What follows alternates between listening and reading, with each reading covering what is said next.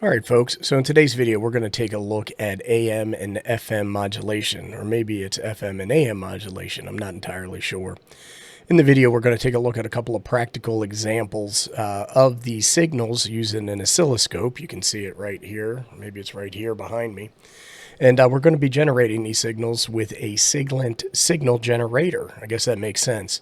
Before we get started into the hands-on demonstration portion of the video, let's just talk a little bit about what AM and FM modulation actually is. Enhance your projects with fabrication services by PCBWay.com. PCBWay.com makes it easy for you to get a quote on your project needs. PCBWay.com has fabrication services from PCB boards, 3D printing, injection molding, and CNC machining. You can get everything you need from PCBWay.com with a few quick clicks.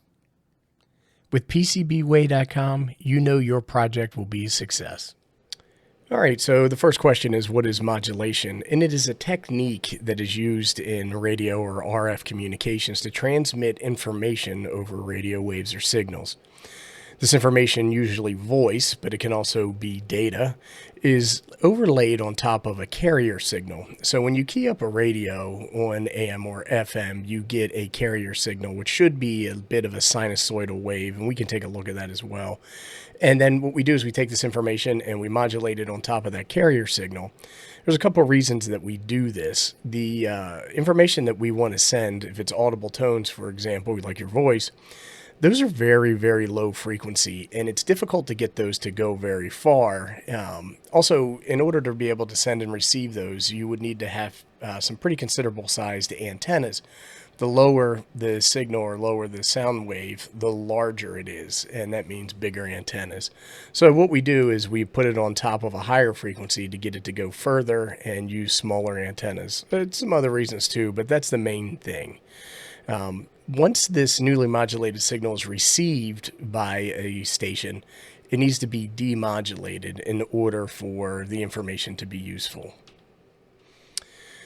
So here's just a little bit about AM and FM modulation. Both of these are methods of modulating a carrier signal with an information signal. We talked a little bit about that. AM varies the amplitude of the carrier. And so that is the size of the sound wave and its strength. It goes up and down, and we'll be able to see that. And then what FM does is it varies the frequency of the carrier signal. So when we look at that, you're going to see it almost like a slinky, expand and contract. The higher the frequency, the more waves, and then the lower the frequency, the less waves. And then with amplitude modulation, again, the stronger the signal, the bigger the waves. The weaker the signal, the smaller the waves. It's an important thing to remember. So why do we use modulation? And the primary reason, as we talked about, is long-distance transmission. Modulation allows us to transmit signals over long distances, carrying information from one place to another. Without modulation, the original signals would lose strength over long distances and wouldn't go as far. It's also an efficient use of bandwidth. So we talked about the carrier signal being of a higher frequency. Because it's a higher frequency, it uses less space or spectrum in order to transmit.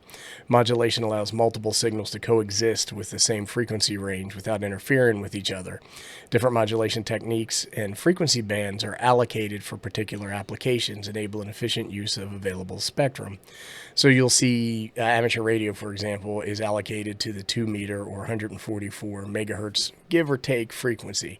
When you get in your car, you might turn on a radio station, and that is somewhere around, 100 megahertz to 108 megahertz. So it's lower than the amateur radio 2 meter band.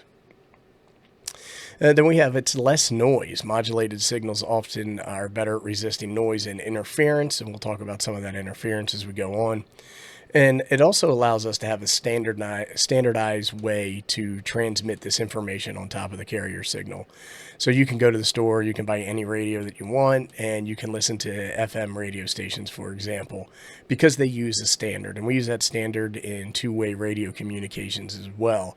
And that way, any manufacturer can build their radios to that standard, and then you have interoperability. So let's talk a little bit about the pros of AM modulation. And the first is longer range. AM signals can travel longer distances compared to FM, the signals of the same power.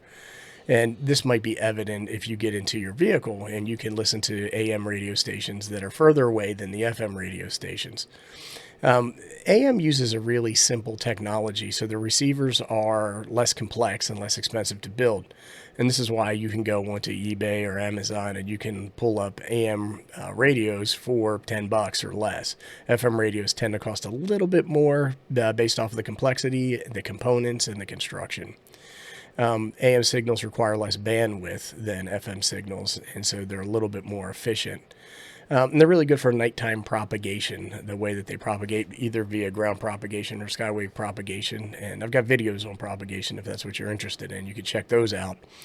But due to the atmospheric changes in the ionosphere, AM signals work better at night. And you may be able to witness this by turning on your radio to AM and then listen to some of the AM broadcast stations. And you'll notice during the day there's less of them. At night there's more. I was actually talking to a buddy recently and he goes, they must turn all these things on at night. And it's no, the propagation allows them to travel further, given the appearance of more things to listen to. Some of the cons of AM modulation are lower audio quality, and so that's why this is typically used for news stations or talk radio, where high fidelity is less of a consideration or less important. So if you wanted to have a music like your hot hits or your slow jam channel, you would want to listen to that on FM.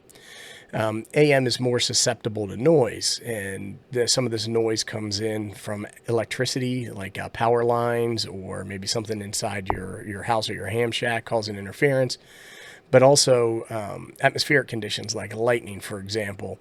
So actually my same buddy I was talking to the other day, and he was telling me that there was a lightning storm near him, and he was listening to shortwave AM, and he was able to see the lightning strikes in his spectrograph, or waterfall, some people call it.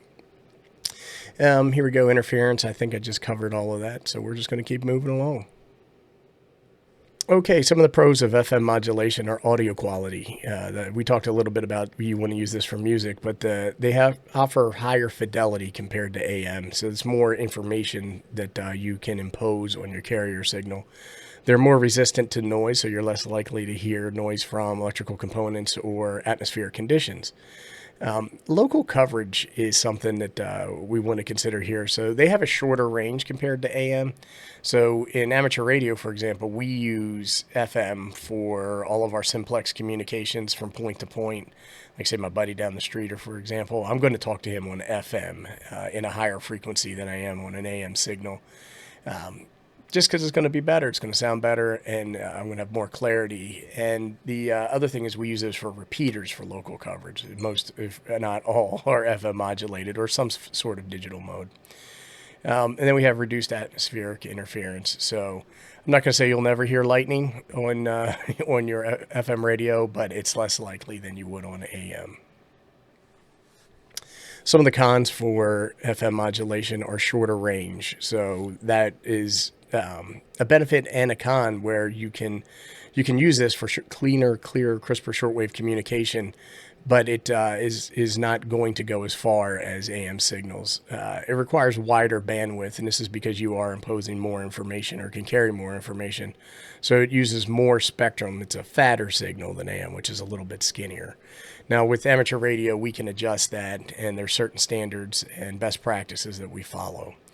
Higher vulnerability to physical obstructions, and this could be a bunch of trees, it could be hills, it could be buildings, it could be anything. It could even be a school bus. So for example, if you're stopped at a red light and you're talking on the repeater, you may pull next to a bus, and the bus may block or interfere with your signal. You pull forward, and all of a sudden you can hear it again. And then we talked a little bit about less efficient spectrum usage due to the wider bandwidth. Okay, so what we have here is a carrier signal, and it is at 20 megahertz and 2 volts peak to peak. So from the top part of the waveform to the bottom part is 2 volts. Now what I'm going to do is I'm going to turn on FM modulation. We'll just start with that. So I've turned it on, and what you can see here is that we have some of that frequency deviation that we spoke about, where you get drift from your carrier signal and then back to the carrier, and then you have drift again. And you can see that in the blurriness of the waveform.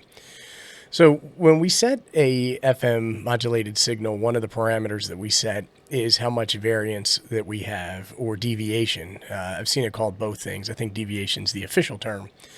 And that is how far your carrier signal can deviate from its primary signal. And in this case, we are looking at 500 kilohertz. And that's going to change depending upon application and use case. Now, the more and more that you drift from that original carrier signal, the wider your bandwidth becomes and the less efficient your signal becomes. Also, you run some risk of bleeding over into adjacent channels, and you also run the risk of increasing your distortion. So it's a good idea to have that set appropriately. The reason we talk about this in amateur radio is there are times where you may have a distorted signal coming out of your radio, and this is one way that you can test or look at that.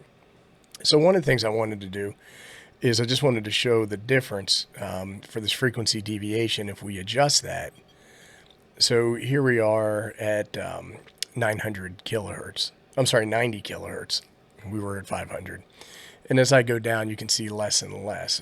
But as I turn that up, and let me go over here, you can start to see more and more of that deviation. We're also going to take a look at this on a spectrum analyzer, so you'll be able to see the differences there as well. But that's pretty much how that works. What I want to do now is I want to change my modulation type to AM, and I'm going to have to adjust the scope for a second, so give me 1 second here.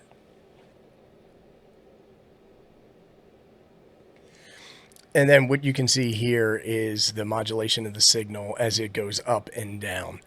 And this is measured off of depth, AM depth. And that's how much from the peak to the valley, for lack of the low point, your signal can modulate in its amplitude or power. Right now we're set at 100% depth. And you can see as I adjust that, this is at 8% depth, and then as I go up, you can start to see how the signal modulates more and more. Here you can see the envelope of the AM signal, and what I want to do is I want to go ahead and I want to continue to adjust the modulation. And you should be able to see how that changes the waveform as we go lower and lower. So here we have very low modulation, and then if I turn that up, you can start to see more and more. And again, just like FM deviation, the depth in AM, the more depth that you put in there, the more you risk a degraded or interference or distortion on your signal. Let's go ahead and set this up to the spectrum analyzer, and we'll take another look at it. Okay, so here we are on the spectrum analyzer, and what we see here is our 20 megahertz carrier signal. There's no modulation applied. And so what I want to do is I'm going to turn on AM modulation, and we are at 1% depth. And then as I adjust this up, you can start to see how that depth affects signal strength. Right now we are at 150% depth. And what I want to do now is I want to change this over to FM. Okay, so what we can see here is we're back at our carrier signal, and then what I want to do is I want to turn on FM modulation, and there's our FM modulated signal, and we're looking at 300 hertz of deviation on the carrier frequency. And so if I adjust this, you should be able to see changes. So now we are up to 1 kilohertz of deviation, and I can turn that down and get lower. And right now we are at 10 kilohertz of deviation. I think that's going to wrap it up. I just wanted to talk a little bit about AM and FM modulation, how you can measure them, and then how adjusting them makes the measurements different and will also ultimately adjust your output signal. If you have any questions, comments, suggestions, or recommendations, go ahead and post them below, and I'll do my best to respond. Thanks for watching, everybody.